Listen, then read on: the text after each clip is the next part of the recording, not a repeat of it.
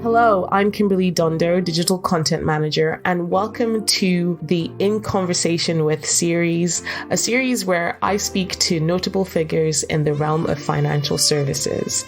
Listen as they share their personal journeys, thoughts on the industry, and advice for aspiring advisors. Hello, I'm Lois Vallely, Chief Reporter for Money Marketing, and on this episode, I'm joined by Simonne Gnessen, who is founder of Wise Monkey Financial Coaching. Hi, Simonne. Thank you so much for joining me. Hi, Lois. Really good to be here. So maybe you could start off just by introducing yourself, saying a bit about yourself and how you got into financial services, and also why you launched Wise Monkey in the first place. Sure. Yeah. So I fell into financial services like I think the majority of people, although hopefully that's changing nowadays. But I was working I left college and started training to be an actuary, and I was working for a pension consultancy, and I soon realized that that wasn't the role for me, and I wanted kind of more client contact, etc. So I sidestepped within that organization to their financial services team.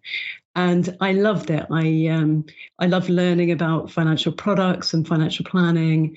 And we work with a fairly wide range of clients. And I was a salaried employee, so it was the nice end of financial services back in those days. That was like 1989, where it wasn't about commissions in any way. And then I worked for a team of women-only financial advisors specializing in advising women. And it was one of a kind back in the day. That was in 1996, so 27 years or so ago. And it was women-only advisors specializing in advising women.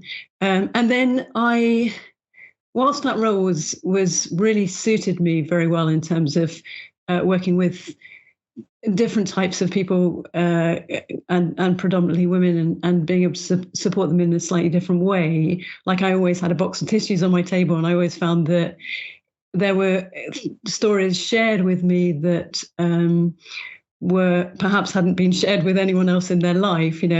I recognized that it was financial services back then was really, even today, it was really predominantly geared towards people who already had wealth. And I was interested also in helping people work through their own relationship to money and their and for it not to be about products. I recognized that at the time I was doing a lot of personal development, and I had I could see that there was a need for that kind of putting together those two passions, my personal development side of me and the personal finance, and bringing those together and helping people gain a better relationship to money and work through habits and behaviors and even money management that no one sits down and talks you through.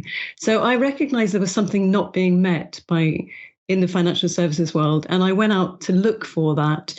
Who else is out there doing that kind of work where I could work for them in a different kind of capacity? And it didn't exist. There was nothing like that of its type. So that's where Wise Monkey was born, that I recognized that there wasn't really anything centered on helping people build their financial strength and resilience and work on that side of their lives. So helping them navigate their personal finances. And also I became interested in why we don't do what we know we need to do. Like, how can I help people change their behavior? How can I help them change the habits, their mindset around money? So that's where bringing together coaching with finance made sense to me. And I'm recognizing that it took a long time for that to resonate with many people in financial services, and that's finally kind of hitting home in the last couple of years. Yeah, no, definitely. It's a really interesting one. I was talking to my colleagues the other day about whether, I said it before we started this recording, whether advice should be is a privilege or should actually be more of a right. And I think it's interesting because when you say advice, obviously it can mean different things. Like, you're not going to have full fat advice, as they say, if you don't have enough money to be able to get that. But at the same time, lots of people with less money do need some sort of as you just said, some sort of financial guidance or coaching. I wondered if we could have a bit of a chat about the differences between coaching and advice, but also how they can sort of work together. Yeah, so there's there are different definitions of financial coaching. The way I would define it is I generally would draw up a Venn diagram where we've got 3 circles. So we've got kind of 3 capacities, 3 hats that we wear. One is around the guidance side of things, where there are some general financial principles, like, even financial services compensation scheme. If you have so much money in the bank, you're not protected.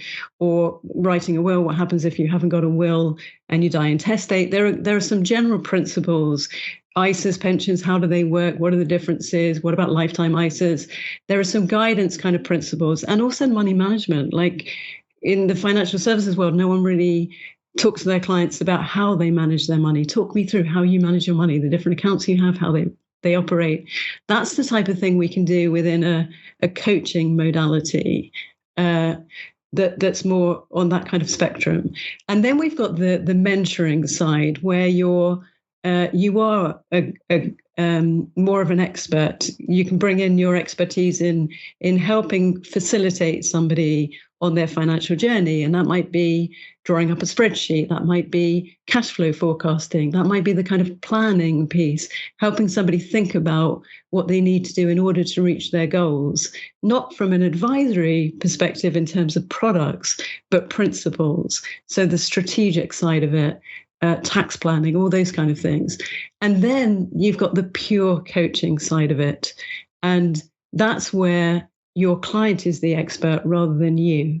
So you're drawing out of them through listening skills, powerful questions, insightful questions that help them think through, understand their thoughts, understand their thinking, work through their assumptions, work through perhaps reframing some of the way they think about things. That's where you can get into the deep habit change and make a profound impact. That's where you can help somebody unravel kind of the beliefs that they have that are really unconscious and very deeply buried that can come to the surface.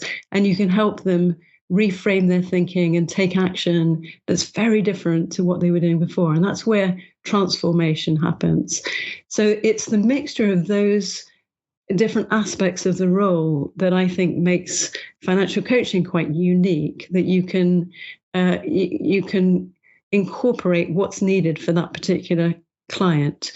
So that's very different from advice in that there is certainly no recommendations of products, no recommendations of who to buy those products from. It's really about the education and empowerment side of things, and helping people take better control and responsibility for themselves.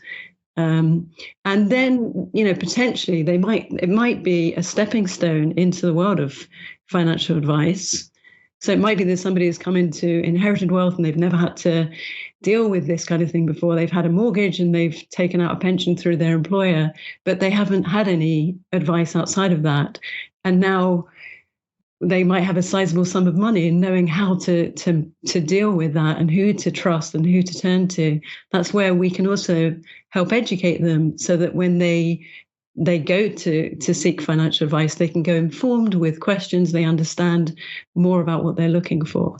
And that's the other aspect also, drawing out those deep, profound goals, really helping people understand what financial success means to them, not anybody else, not driven by the narrative of their parents or the narrative of their friends and family, but for them, what does success mean to you? Yeah, no, it's really interesting. It's very sort of close to therapy or business coaching or something like that, or lifestyle coaching, I mean. Yeah, and it's so I find clients, journalists sometimes call it therapy, because it is therapeutic. Of course, we're not, we are delving a little bit into the past, but it is more about how that informs today and our future.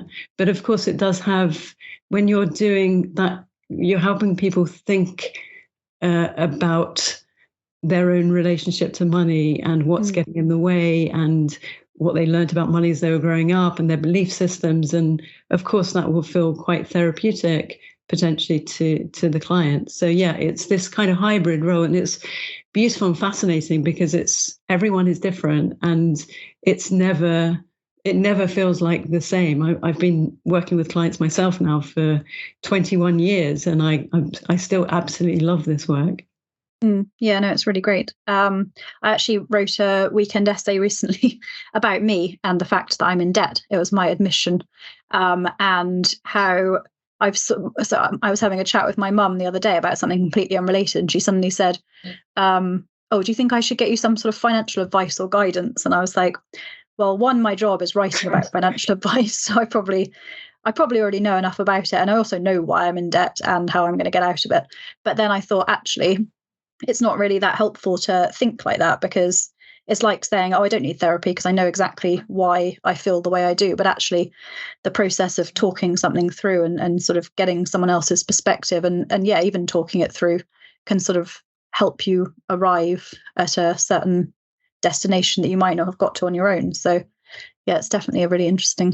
Yeah, we don't do that work on our own, do we? So we know what we need to do, but we don't necessarily work through what's getting in the way.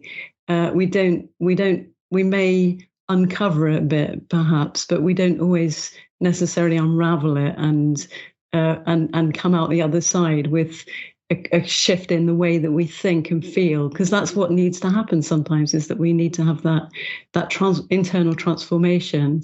And it's also the accountability. There's something very powerful about saying, right, I'm working with you once a month. This is what I said I'm going to do. And then somebody is going to ask you questions about that. So you're more likely to take action. Of course, we don't want to hold that relationship in a way that they're reliant on that accountability. We want to get clients to a point where they can be accountable to themselves. But sometimes it's useful to have that input at the beginning. Yeah, I thought it was really interesting. You were saying, when you were introducing yourself, about working for an all-female financial advice company. So I just wondered, from your perspective, I know that it's better than it used to be in terms of more female advisors, more advisors from diverse backgrounds, but I don't think we're there yet. And I just, wondered what your thoughts were on that. Yeah, I agree. I think currently it's something like 16% of advisors are women. And that's a real surprise. I'm not really sure exactly why that is. I don't know about the diversity generally. I appreciate it's absolutely very white, male dominated, and also probably older male, like 50s plus. Hopefully that's changing over time. But yeah, that's still the case, really. But this is an industry that suits, like, going back to kind of female advisors. I think it's an industry that suits women very well, in that, particularly the role as an advisor, we're now understanding it's a lot more than, of course, it's a lot more than just products, and it's around the relationships that we build with our clients, and people are appreciating the depth and breadth of coaching and how that can help kind of create changes for clients, but also help them really identify what's important and work through goals. And those kind of skills are the listening, the questioning, those skills are very inherent in women generally. And also the type of flexibility of, if you work for yourself as an advisor, or for some of the organizations where there's opportunities kind of for flexible working, that can work very well. But yeah, I mean, it's very, it still is very white, male, middle-aged, kind of dominated, sadly. Yeah, and I think because I've heard quite a lot since I've been working at Money Marketing that women are going to be the ones who are inheriting a large proportion of the wealth as well. So, I mean, I'm not saying women have to be advised by women, obviously, but it would make sense, if there's going to be more female clients, that there should be more female advisors as well, I would have thought. It was also the recognition that the industry is quite male dominated that drove myself and Karen Pine, Professor Karen Pine, who's a professor of psychology, to write a book for women about money, recognizing that most of the books about money were written by men for men in that kind of language. And we wanted to kind of make it full of stories and to talk about the emotional relationship that we have to money, as well as the practical solutions. And so we centered a lot in the 7 laws of Sheconomics. We began by kind of talking about the emotions and the beliefs that we form around money before we then start getting into practical solutions around money management and debt management and building wealth. But yeah, it's that kind of recognition that that women might need something else. So the more women in the industry would really support the women that are coming into more money now. Yeah, no, definitely, totally agree. So we've already talked a little bit about some of the changes that you've seen in the industry since you joined, but I wondered what are some of the other sort of big changes you've seen in financial services, but also in the financial advice profession specifically since you joined? Yeah, so I love the fact that many financial advisory companies are embracing financial coaching and recognizing that it's so much more about the relationship and the client than about products, and that's really kind of changing things.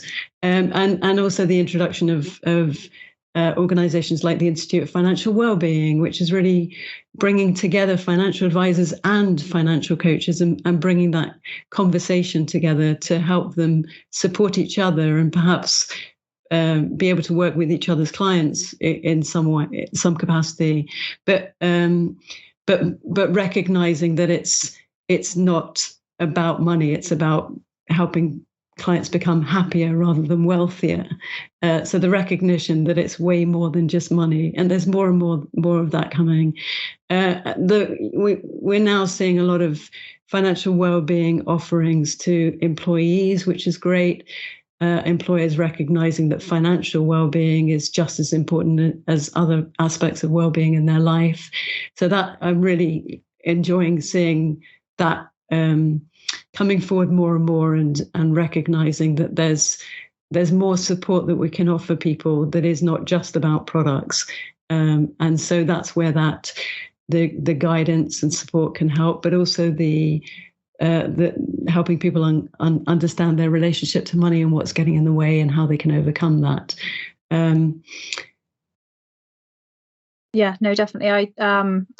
I really like writing and reading about financial well-being. I think it's a really interesting area that I hadn't really considered before I joined money marketing, really as a thing, especially something that would be relevant for the financial advice community. So I think that's a really positive development as well.